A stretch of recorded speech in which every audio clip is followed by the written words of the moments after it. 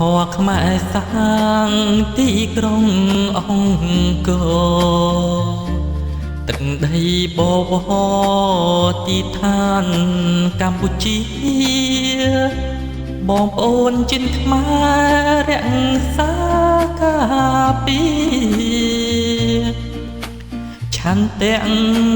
ពុះពីរួមថែនគរវប្បធម៌ខ្មែរសា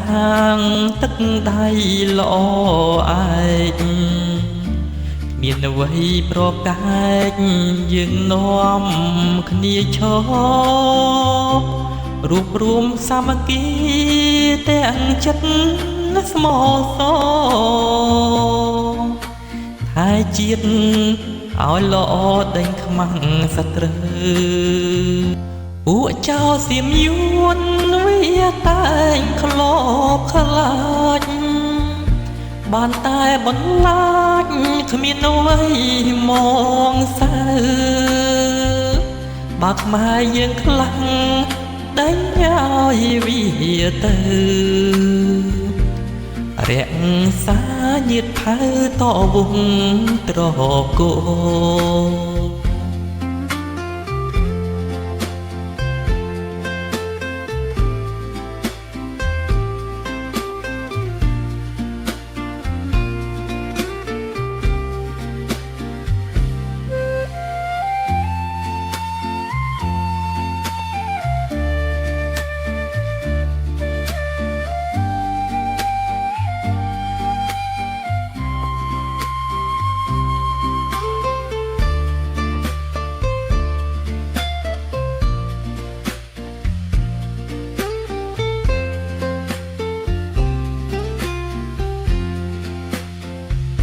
ពួកចោរសៀមយួនវាតែងក្ល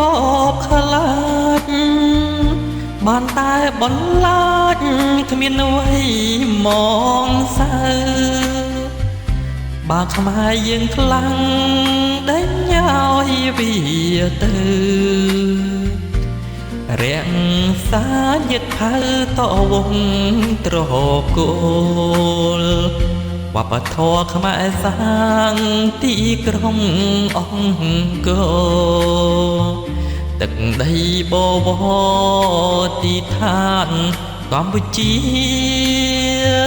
បងប្អូនជាតិខ្មែររក្សាការពារឆន្ទៈពុះពីរួមថែនគរ